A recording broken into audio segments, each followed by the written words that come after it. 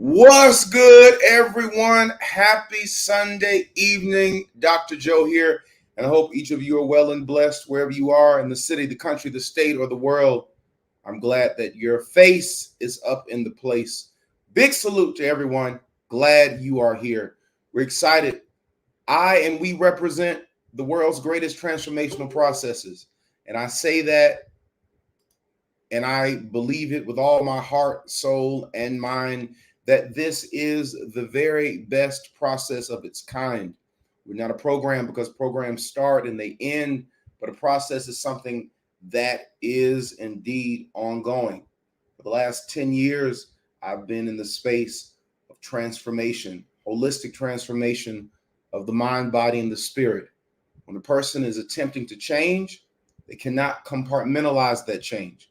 Meaning, if you got physical issues, i.e., addictions, i.e., weight problems, health problems, you cannot only address your physical issues without considering spiritual and emotional points of impetus. Meaning, that's where it starts. We can't compartmentalize our issues because we're more than just bodies, but we're mind, bodies, and spirits. And I'm glad that we're here. We are excited because we are in the midst of working with a great class of individuals, more than 2,000 people strong, not only in our 40-day turn-up process, but our Journey 3.0 process as well. And we're thankful for that. Village Chat is an amazing entity that we have. It's our own production. And basically all we do is we take the stories of individuals who are actually in the process. It can be individuals from the 40-day turn up. It can be individuals from the Journey 3.0 process. It can be leaders. We have had a vast array of different folks. All of our Village Chat guests this season have been wonderful. From our very first Rashonda all the way until our last Village Chat person, Dr. Smash, and everyone in between have all been great guests. But we got a treat on tonight. Now, as you guys know, we have presented a trilogy, a three-part series of how to grow your own garden with our very own resident in-house Farmer Fred. Farmer Fred is going to be our guest on tonight, and I can't wait to have him. Now, you guys have asked many questions. If you're watching this and you have not had the opportunity to see that three-part series where Farmer Fred goes over how to prepare your garden, not only your garden outside or in your yard, or if you have land, but also micro gardening, which is a new big thing, which basically allows you to garden regardless of if you live in a house, a townhome, an apartment, a condo. He went over preparation, planting, and even the harvest. It was probably one of the best introductory pieces that I've seen on micro gardening or home gardening.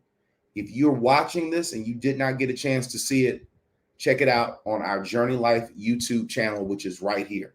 When this process or when this particular presentation is over, just check out our archives and you'll see that they've been the last 3 consecutive weeks, and you'll be able to check it out. But we have our special guest with us on tonight. You guys have asked some great questions, and we're going to be certain to address those questions as we get closer to the end of the presentation. So let me introduce to some and present to others our very own resident Farmer Fred. Farmer Fred, how you feeling, sir? Good afternoon, sir. Good afternoon, family. Farmer Fred in the flesh. How you doing Yeah, this evening? I feel pretty good. Hey, I see you wearing that your Canaan Farm shirt. Canaan Farms, I, Farmer Fred. I think you got them in every color. Yes, sir. Well, we're glad to have you, sir. And before we get into our conversation, let me just tell you, you did a great job on the three-part series. How did it feel to do that? Well, I had a little knowledge of how to plant, harvest, so it wasn't that bad. Being in front of the camera, just being natural, speaking on something that you are aware of, showing the community how to plant. And I'll tell you, one of the best things is when we had the harvest and gave it out. And I'm pretty sure we'll get into that. But that was a beautiful, beautiful feeling. It was, and you're right. We'll get into that now. I've got so much to talk to you about because a lot of people, first of all, everyone in the village loves Farmer Fred. I think that you have become everyone's personal Farmer Fred. So All right. they have said nothing but great things. All the comments are so positive and uplifting and positive. So you really serve making a great impression in the lives of so many people. And I'm certain that those who are watching will attest to that. But I want to go back some because a lot of people don't know you were just like many of these participants. So take us back to the beginning. I want you to tell us how you got into the process. Tell us your story, and then let's take it from there. Okay. Okay. Very good. Well, I'd say around about 2015, I was weighing about 211 pounds.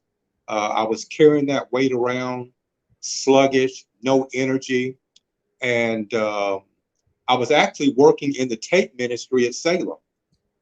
One day, a lady came up the steps, did not know who she was, but I came to find out it was Steph. Steph introduced herself to me. Within 2 weeks, I had resigned from the tape ministry and I've become Journey for Life ever since. It was amazing how we met. That's Uh, amazing. And to those of you who don't know, Steph is our journey administrator. Steph has been with me since before day one. She saw the incubation, the birth of all of this, very integral to the process. But I want to give them context. Keep going, sir. yeah, so that 211 pounds really had a lot of weight. It had me to eventually get on blood pressure pills. Um, and I carried that weight around for many, many years. Once I started the process, it wasn't just going through the process because you gave us an outlet, but I had to adopt the lifestyle. Once I adopted that lifestyle, my life changed for the better. As of right now, I'm at 175 pounds. So that's about 30 plus pounds, about 35 pounds that I have not only gotten off, but I have kept off all that time. So Right. I have adopted that lifestyle. It's not a challenge. It's not an uphill battle. It's something I enjoy doing. And being I have spoiled my wife, I'm in the kitchen cooking 6 days a week. So I enjoy what you have taught us. It has been embedded to my mind, body, and spirit. And now my whole family is eating much better. So that's healthy, just not for the village, but it's healthy for my family too. And I really appreciate that. That's awesome. When you went through the process, what was the what was it that really changed you? Like what was it about it that you feel brought the most value to you?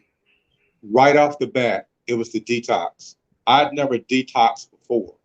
I thought that was going to be something that I would not be able to do, but I had to suppress those outside feelings of I can't do it. Yeah. No one else is doing this. Why are you doing it?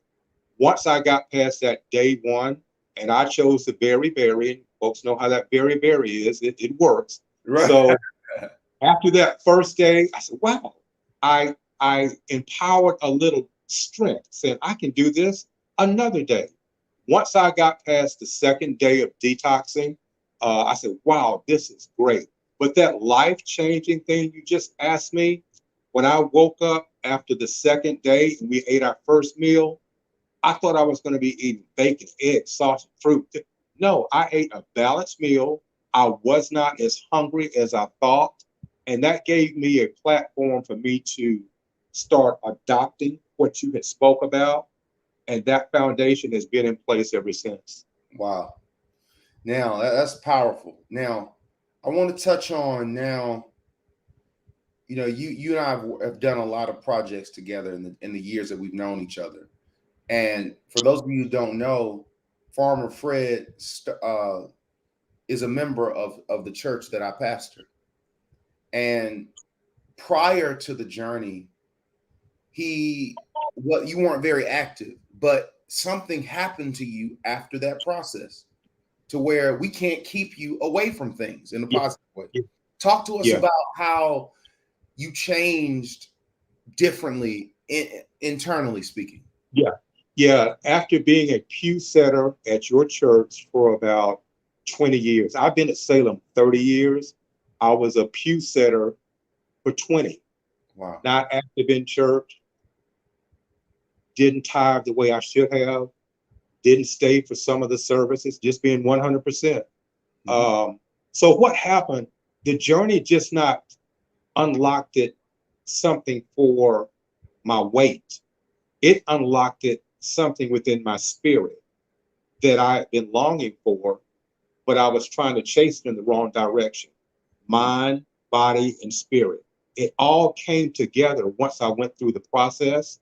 And I'll tell you, it does take the mind relying on the body and the spirit encompassing all of it. So it takes just not one part, but it takes all three of those factors for us to find what we're looking for and adopt the journey. That was one of the key things. A lot of people may go through the process, lose the weight, and then pick it back up. That means you have not adopted this lifestyle. And Mm-hmm. it's the lifestyle that makes the change in the man and the change in the woman. So, me adopting the lifestyle, taking what you have given us to heart, and then making it stick within my life. That was the turning point for me. Wow. Well, we're entering, as you know, the final week of both processes, and this Mm-hmm. class has done very well in both groups. And a lot of them a lot of them have anxiety, which I understand. And the anxiety that they have is, oh my gosh, what am I going to do when the process ends? You know, we're not going to be having certain things going on, certain sessions. Mm-hmm. Being a person who is actually matriculated through, you Mm-hmm. come out, you've been successful after the process. What advice could you give those who may be a bit anxious at this time? Yeah, one key advice that I would give, find you one connecting buddy that has really been positive in your life while you're going through the process. Once the process ends, stay connected with that buddy. Let that buddy hold you accountable and you hold that buddy accountable. That way, it sets the platform for you to, over time, find that lifestyle that you're looking for. Yeah, I know it's hard. You feel like you got to have Pastor Joe to get you through it. You got to have your fantastic leaders to get you through it. But he has gotten us, and the leaders have gotten us to this point. When we started, we should have the mindset of adopting a different lifestyle from the lifestyle that we had. Going through this just because someone else has went through it, it's the wrong shift to go through the process. It's got to be a certain identifier within oneself to accept and take this challenge that Dr. Joe has given us. So connected to one of your buddies after the process is over is very, very key. One of the key things, another key thing is remembering what he told you about the macros. Remember what he told you about the macros. Eat your fruit. You don't need 3 pieces of bacon. Get you an egg, boil your bacon, eat your fruit, and drink your water. When you start doing this without the process being a part of it, it's going to give you an inner strength for you to continue to do it. And once you do that, that's when you start adopting your new lifestyle. That's good. That's great advice, and I hope you all are listening. We're gonna really hone in on that gang this week, and you'll hear more about that a bit later. But he gave some awesome advice, especially from a person who has come through it. How does it feel, Brother Fred, to see people session after session come through this process and graduate? Like, from how does that feel to see that? Because I mean, you've seen thousands of people, you've serviced them. How does that make you feel? It makes me feel fantastic. And in fact, it's much better than a high school graduation or college graduation because on this type of graduation, it's something that you did on your own with a supporting village. Now, It could have been an uphill battle in the beginning, but now look, you guys are on what, day 30, 35, day 40, you're about to graduate. Look how far you have come. Just not in dropping the weight, but your mindset should have changed through this process. You should not have the same thoughts. You should not be triggered by walking into Publix and smelling that fresh Chicago baked bread. Those triggers are things that you probably dealt with in the past. But now when you walk in, you may sense it, but you're going to walk right past it, go to the fruit aisle, get your veggies, get your water, stay on the outer aisles like Dr. Joe has told us, and check out and you go home. That's how you build that inner strength. And that's what is needed to have the lifestyle to adopt it and keep it the rest of your life. Wow. You all, I hope you all are listening. He's dropping some jewels. Great advice, sir. Thank you for that. Let's kind of change gears and go in the direction of the farm and the garden. Mm-hmm. Remember when we started that garden?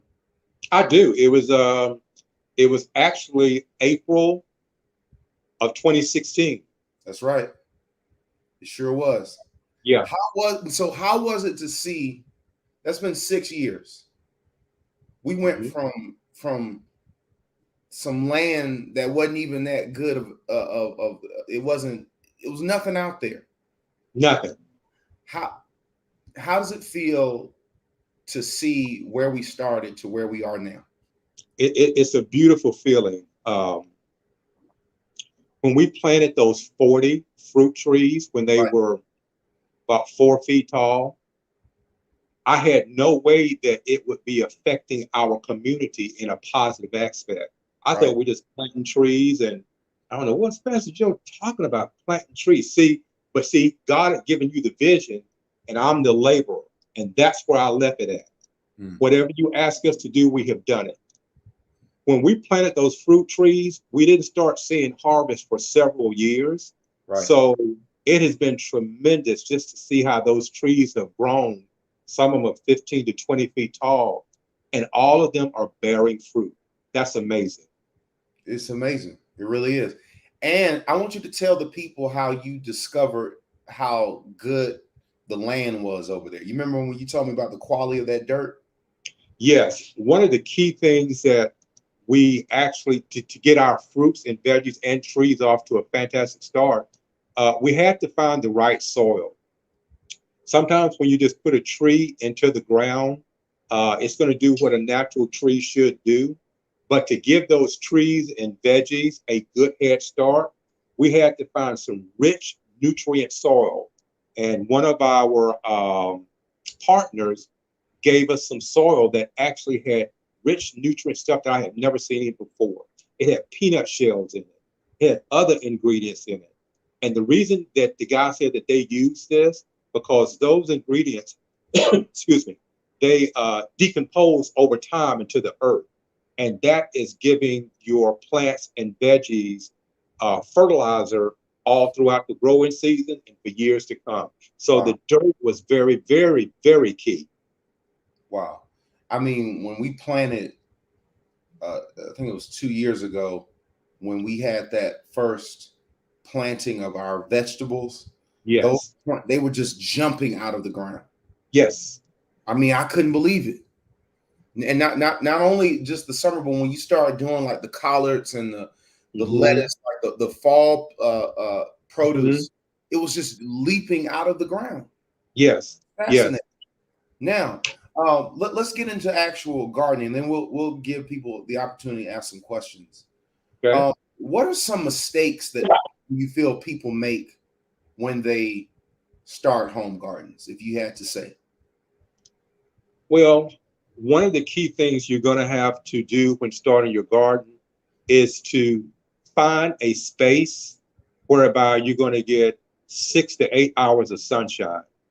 You don't need any trees uh, prohibiting the sunshines onto your trees and to your plants. Mm. Number two, you're going to have the area to work on it. And number three, you're going to have the right soil that has the right nutrients in place. Another thing, a lot of people make a mistake by not looking at your seed packet or your plant to see what time zone that you're living in. Up north, the winters last a lot longer than here in the south. So their planting time is pushed back maybe several months. So if you're trying to plant in Midwest, upstate, comparing it to how we plant here in Georgia, the frost is going to come by the last frost and probably kill your plants. So we try to plant during the last frost here in Georgia around about April, middle of April, 1st of May. Then that's when we put our plants and veggies into the ground. Wow. One of the key things, a lot of the old people like my parents, they used to use the Farmer's Almanac. And the Farmer's Almanac will give you a planting cycle, a planting guide for your area. A lot of people don't know this. You can watch the moon. When that full moon comes out, that's a perfect time for planting because the moon has a drawing effect on the earth. So though all those are conducive, you may want to get a Farmer's Almanac, just take a look at it. That's where I got a lot of my knowledge from. The full moon and the other moon, whatever it is, full moon has a lot to do with the planting and drawing up of the plants in your area. Wow, that's fascinating. So good sunlight, good soil, good drainage, Yes. right? Right. Yeah. Um, Hmm. you talked about reading the seeds to be certain that you're planting at the right time and that you're not allowing things to over ripen or not picking things too soon. All of those Hmm. things. Hmm. Uh, let's talk about micro gardening. And a lot of people who are watching this have tried it, but a lot of people still have some reticence about, I don't know about that. Talk to us about some of the pros to, or how much sense it makes to maybe get into micro gardening and then easing into maybe a raised bed or something like that. That's a very good question. After the second video, I came back to the house and I bought about 8 pots. I said, I've always had raised beds in the backyard. Let me try this micro garden. I'm going to tell you, we planted some bell peppers Mhm. 2 weeks ago. We've got bell peppers blooming as of now. Wow. One of the key reasons I believe that is so when you have your vase or vase or either your micro pot that you're going to use, that water is directed directly to that root. It's no outside land that has to be watered. Just like for a raised bed, when you water your raised bed, the land that is surrounding your raised bed that you just water, that dry land is vying for that wet land within your garden. Wow. So when you have a micro garden and you have a dedicated pot with holes in the bottom for drainage, when you water that plant, those nutrients go to work immediately because that water is keeping the root wet and the root gives water up through the stem to the foliage. So I've got about, believe it or not, about 8 pots out front of cucumbers, bell peppers, zucchini, basil, and tomatoes. And brother Fred, Farmer Fred, let me ask you something. Yes. How much? Okay, you got eight pots out there. You got some not topsoil, but fertilizing soil because you talked about Yeah. that, right? Yes. You've got the actual seeds. About Hmm. how much did all of that cost? Because people need to really understand how inexpensive and affordable and friendly to the pocket. How much do you think all that cost you? Well, I'm going to tell you. Let me break it down for you. Break it down. The pot was about $7. The Okay. plant was about $4, and the dirt I bought a bag enough for all of them. The bag was about $9. So when you look at about $20, $20. yeah, that's for the planter, and that's for several plants and a big bag of dirt. Now, I hope y'all are watching this. $20, ladies and gentlemen. Now, let's hypothetically say that all of what you all of what you grow, you harvested. About how much fruit do you think that or produce, fruits and vegetables, will you get from those plants? Well, the bell pepper already has 4 bell peppers on it, and it probably has about 17 buds that are white that will be bell peppers over time. 17 buds are just sitting there ready to bloom out. So that one plant, I would say, could give off easily. That one bell pepper plant can give off about 25 bell peppers That easily. and 25 bell peppers in the supermarket would be what, $1.50 maybe? Yes, but let me Just, tell you this, Pastor Joe. One of the key things that I learned, if you're growing bell peppers, uh-huh. once you get your first bell pepper, go ahead and cut it up, make your salad, put it on your skinless chicken. But in the middle of that bell pepper, if you look in the middle of it, it has a stem and it has about 50 to 75 seeds. Those seeds are the same seeds that you would go to Home Depot or your big box store and buy off the shelf. Wow. So what we're going to do once our first bell pepper comes off, we're going to chop it up, salad, put it on some skinless chicken, and we're going to take all those seeds, put it in a brown paper bag, get some little, and we start germination. We're So going you to put those Yes, we're going to put those seeds in the seeds in small seed pockets, and those seeds over time will become seedlings, and those seedlings over time will become another plant. that is fascinating. So it's really no excuse for people. It's inexpensive, it's very Mhm. affordable, Mhm. it's natural, it's organic. You know where your food is coming from. You Yes, can literally feed your family off of a few dollars of investment. Pastor Joe, I would behoove anyone to grow your zucchini, grow your bell pepper, and once your harvest comes in, go to the store and buy a bell pepper and buy a zucchini and compare the taste. The individuals that where we go to the store and buy, the farmers, they're doing a great job, but they have to keep that food fresh from the ground to the transportation to the market. Some of the times they use things to try to keep your preservatives, to keep your fruits and vegetables fresh until it gets to market. Just think if you went to your patio, pulled off your bell pepper, pulled off your zucchini, you got your food right there. No insecticides, no pesticides, fresh food right at your doorstep. That you grew with your own hands. Yes, sir. That is fascinating. Absolutely fascinating. Well, what I want to do now, we're about 30 minutes in. Mhm. I want you all who are watching me, if you have questions for Farmer Fred, there are some questions that came in on some of the videos that we presented on the trilogy. For, either it was part one, preparation, part two, planting, part three, harvest. So if you guys have questions, let me know and then we'll ask them. But what I want to do is I want to ask two questions. My first question is one of our participants asked, is there a way for people who live locally that they can help you volunteer out there on the farm? Yes. Yes. I'm not sure how we would get the information to them, Okay, but we are usually there Tuesday through Friday, Tuesday, Wednesdays, and Fridays. Maybe we can give a link with my information, Pastor Joe, maybe afterwards, and we can set something up because we are about to plant some more veggies, get the ground ready for our fall planting. So yes, we do need some volunteers. great. All right, well we'll get together offline and get them some information about that. That's awesome.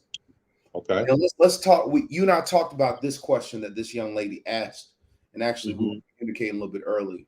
And she asked the question, "What can you do with a raised garden or micro gardens or whatever you have that Hmm. will deter rabbits and deer from eating the plants and or the Yeah. vegetables?" Yeah. Yeah. One of the things that you want to do is buy a flower called marigold. And the reason marigold deters the rabbits and the deer is because it puts off a pungent scent that they do not like being around. It may not be a scent that the human can can smell, but the rabbits and the deer, once they get close to that marigold flower or either a lactic flower, they will actually go away and not come back to that area. So if you have a raised garden, just and the marigold and lilac, they are beautiful flowers. So just put you some around each corner of that raised bed or micro garden, Mhm. and that should keep the rabbits and the deer away. Wow. I'm trying to get uh Mary Gold. Yeah, Now, Marigold. okay, Mary Marigold. Gold. Marigold. Got it. All right, gang. What I'm going to do, a lot of people want to know the spelling. Marigold. Is this correct? Yes, sir. All right. To all who are wanting to know, that's the plant. Now, what I like about your suggestion of the marigold is it's organic. Yes. It's not going to hurt the deer, right? No, It's they're just going to run away. it's not going to hurt the rabbit. It's not going to be anything that's going to get in your soil, your fruits. I mean, it doesn't get better than that. That's great, excellent research, sir. Thank you for that. Right. All right. All right, now let me see. We got some more questions. Let me take this off. All right. Can you overwater a garden? Yes. Yes, you can overwater. And one of the key things that we do on the farm and here at the house, once you put your plant into the ground, I would consider watering it each day until the roots get stronger. On that second week, I will begin training my plant and watering it every other day. What that is going to do is teach your roots to go deeper into the soil looking for water. They have been used to getting water every day, so they're just sitting there, growing slowly. Now I'm not getting water every day. In the root world, I got to go to work and go deeper to look for water. So yeah, every other day would be fine. That second week, and you're going to see your plants begin to take off tremendously because the root is very, very key. A strong root gives off a strong stem, which gives off a good foliage. So let me ask you a couple follow up questions for Brother James. So that Mhm. first week you want to water daily, Yes, all right, and then you want to back off a bit, but still watching the plant, yes. right? Now, Yeah. what about on the days that you get a good rain? Do you abstain from watering? Do you still water? What do you do? No, when we get a good rain or you know what the rain is coming the next day, don't water. Say if you got a good drenching rain this evening, I would not water. I mean, a good drenching rain, I would not water the next day or the next day. Reason being, when we get that heavenly rain from above, it really soaks all the ground around your bed and within your bed. Now, when you're watering with a water hose, you're just watering within your bed. And now, and that land around, remember, it's absorbing all the water that it can. So now, when you get a drenching rain, back off 2 days, then come back and water, and you're going to start seeing foliage come out on your plants. That's great, great advice, sir. Um, Shirley Fossey says, "What fruits do you raise? How long will they last?" What talk about some of the fruits that we have in Canaan Farms? Okay, some of the fruits that we have, we'll just go to the trees. Uh, the trees that we have pear trees, apple trees, blueberry bushes, we have plum trees, we have nectarines, we have pomegranate, we have a fig tree, we have a peach tree, nectarine tree, we have pawpaw berry trees. Um, and apple trees. That's about all we have on the fruit trees. Do the fruits that we produce last as long as those in the grocery store? Can you notice a difference? Well, I tell you this, it's funny you said that. The food that we gave to the social services, we already got feedback on it. Those were the best pears, apples. They say the collards were so very, very sweet. So I think the longer you let that pear or apple stay on the vine or the branch, I think it stays healthier until you get ready to pull it. Now, Mm, when the farmers pull the apples and pears from their farm and give it to the grocery stores, those apples, pears, and peaches, they're sitting there. They're mm. not getting any kind of nutrients from the tree or itself. They're just sitting there.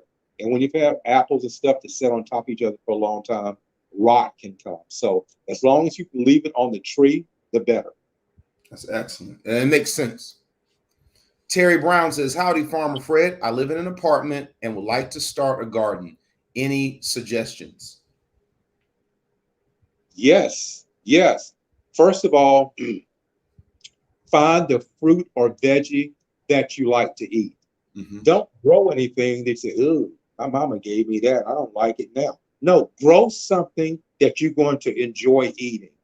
And that would be the first step. The next step, have the mind, body, and spirit ready to connect with your plant, because it's just not the plant out there on its own. You got to connect with that plant, just like we connect, as Dr. Joe has told us, have that connection with our food. So having that, say if you like zucchini, say if you like just banana peppers, say if you like collards, go ahead and get you a nice size micropot so that the roots have a lot of room to grow down with. And go ahead and give it a try. A lot of people don't give it a try because they fail that they were failed. Hey, come on. Even on our cheat days with Pastor Joe, we have failed, but we got back on the truck. We got back up and made it happen. So go ahead and start that garden. Let me know how your results turn out. Wow. Awesome. Hope that helps, Miss Terry. All right.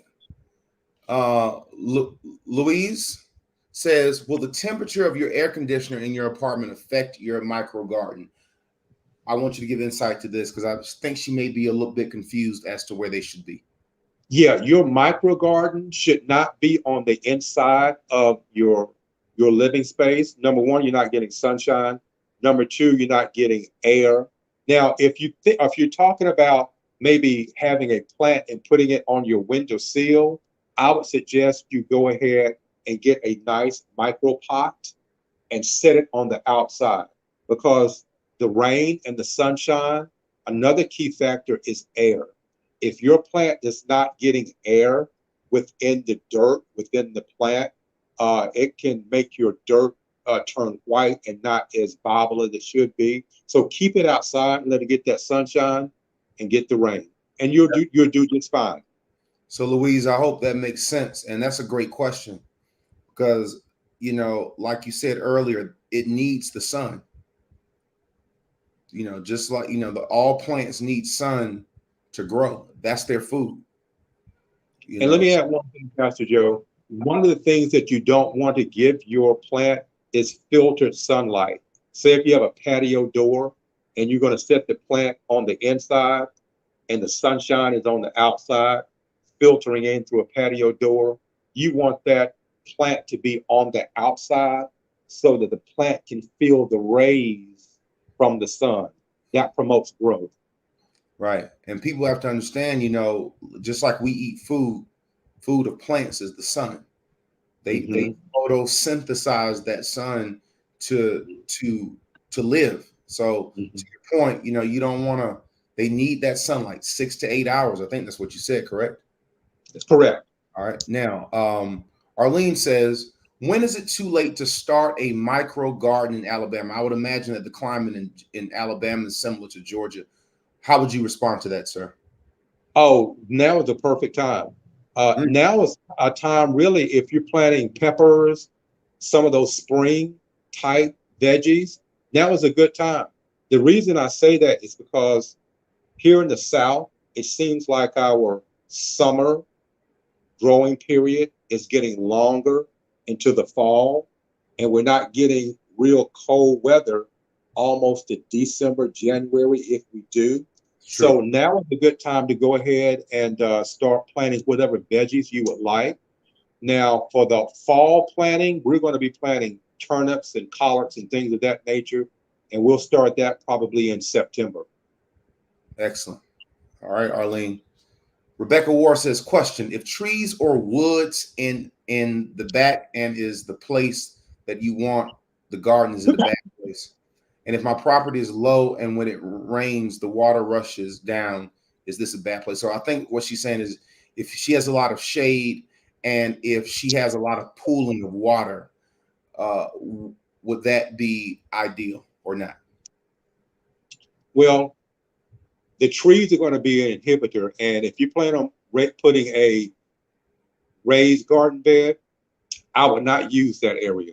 I would start off with a micro garden Mhm. to see how your plants adapt to that environment. And you got to make sure that you've got sunlight coming through. That's going to be very, very key. So I would start off with a micro garden and set it outside because a lot of the tree branches fall down, they hurt the plant. So you got to be mindful of the area. And drainage is very, very key. If you have pooling water, it's not going to be good for a raised garden bed. Excellent. Thank you, sir. Muriel Johnson Medlock says, how do I keep my watermelons and cantaloupes from rotting on the bottom?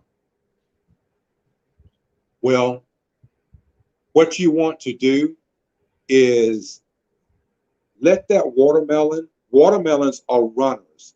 So once that watermelon gets in its place, you need to go ahead and leave it there. If you start twisting the watermelon, you're going to start affecting the vine, which could affect the other watermelons on the vine.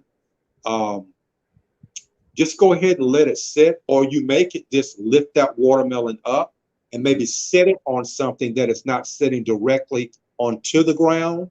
Maybe a piece of cardboard may be conducive, but you're going to have to be creative in your gardening. So that's just a thought. I would use me a piece of cardboard, lift it up gently, set the watermelon on it, and see if that makes a difference. It's good. Good advice. All right. Yolanda Sproles says, what can I plant during the fall? Let's see. One of the key things down, what area do you live in? Are you in Georgia? That's a good question. Yolanda, let us know, but why don't you answer the question as though she's in the South? One of the key things that I would enjoy planting are collards. Okay. Collards have a lot of nutrition in the foliage. It has a lot of nutrition in the stem, and it's healthy for you. And that doesn't mean we got to go back to our grandparents and parents' day, putting all that fat back and all that. No, no, no. It's a new day. You actually can get some collards, put it in a wok, get you some oil, get you some garlic, get you some peppers from your garden, and you can cook you some collards really in a wok. We don't have to go back to the days where we're cooking collards 3 and 4 hours in a collard pot like my parents did. Right, right. It can be done healthily. Yes, yes. Another thing you can cook is the turnips. Uh, During the fall, lettuces are good, romaine lettuce, and peppers are still good. So anything that is growing, and it's if you're in Georgia, that is growing through the spring and the summer, with us having a longer summer into fall, I'd go ahead and plant it and see what happens. Excellent. We'll take one last one, sir. Um, Carmetta Seaberry says, because it gets so hot in Las Vegas, is this a good environment for gardening? What would you suggest, sir? That's a good question. See, when you're in an environment like that, it's going to take more watering. It's probably Right. going to take daily watering. And it's probably going to take you keeping, if you're doing a micro garden, it's probably going to take you putting that veggie out in the sun. Instead of doing 6 to 8 hours, you make it only do about 3 to 4 hours. Bring it into a shaded condition to let it sort of regroup because a lot of vegetables and plants they wither out when it's extremely too hot. Hmm. So I would give a bankroll garden a try. And I would, if I was in Las Vegas, I would try peppers, bell peppers, to see how it worked in a micro garden. Hmm. And if you can get past the peppers and the bell peppers, the next thing I would try to plant would be zucchini or squash, just to try to give it a try. Try. Yeah. Yeah. Here we go. And I got another suggestion, Carmetta, to add to what Farmer Fred is saying. Go to YouTube and um, Mm-hmm. just type in gardening in Las Vegas or Mm-hmm. fruits and vegetables growth in Las Vegas. Just put those in. I think you're probably surprised because the best way to get advice for people who are in Las Vegas are people who are actually doing what it is that you're asking. Like Farmer Fred Mm-hmm. is suggesting, every area of the Mm-hmm. world is different.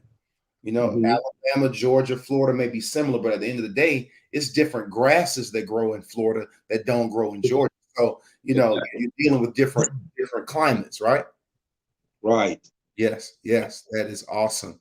Well, Farmer Fred, you have been great, sir. Thank you for your time. The people are very, very um, excited that you've been here and you've really, really answered some great questions. You did a great job on that presentation. And, sir, we just salute you and thank you for all that you've done. You have any final remarks that you would like to make? Yes. Um, I know back in my parents' day when they were growing fruits and veggies, they would use something like seven dust to put on the plants to keep the little bugs away and things of that nature. Well, the bugs are pollinators, and we need to let the bees, wasps, and beetles do what they are naturally made to do, and that's pollinators. So if you're growing your veggies and you see a plant or a bug that's eating up your plant, do not dust it with seven dust because whatever is in that bottle is going into your plant and eventually it's going to make it to your table. And you don't want to ingest anything in that bottle for seven dust. Uh, and that's what I would say. I mean, I've enjoyed it this evening. I look forward, hopefully, Pastor Joe, if you let us do some more series for the fall, that would be fantastic. Whatever direction you want us to go, just let me know. Well, sir, you've been great. I'm blessed to have you on my team. You've been an amazing man of God, and I'm blessed to be your pastor and your leader. And Yes, sir. I'm blessed to have you. You've been a great asset to us. The village loves you, and so do I. Thank you, sir. All right, God bless you, sir. You have a blessed evening, and we'll talk soon. Yes, sir. Bye bye, Village. Salute. There you have it, ladies and gentlemen. Farmer Fred, our resident in-house farmer, Farmer Fred. Wasn't that great? Wasn't it just a great conversation? Don't you see, gang, what the village is producing? I mean, he started just like you. And now look at him. He's one of the main principles of the garden. He cares for it. He planted the trees. He takes care of the produce out there. He's helping to feed the community. He handles the shipment of all of the juice that you got. Farmer Fred had his hands on that. I trust him with with everything. He helps me watch over our children. He takes care of Lynette when she's at church. Just a great man of God. Him and his wife and his children are just great assets. And I'm really, really blessed to know him. It's important that when great people and good people in your life, you give them their flowers. You express to them what they mean to you. And Farmer Fred is a special man. And I'm blessed that he's on our team and that he's a part of this great village. So, gang, I hope you've enjoyed this presentation. Let me give you just a few comments, a bit of commentary, and we'll be departing from this place on tonight. Gang, we're entering our final week. It's hard to believe. Um, I mean, the time came and it's almost gone. You know, just life is but a vapor, you know. I mean, we started on the 29th of May, and here we are. It's the 7th of August. I mean, it's just amazing to see how far we've come.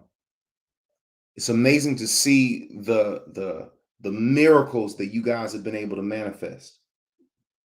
The weight loss, the reversal of, I can't count how many people have gotten off of medication, or your medication has been reduced to almost nothing.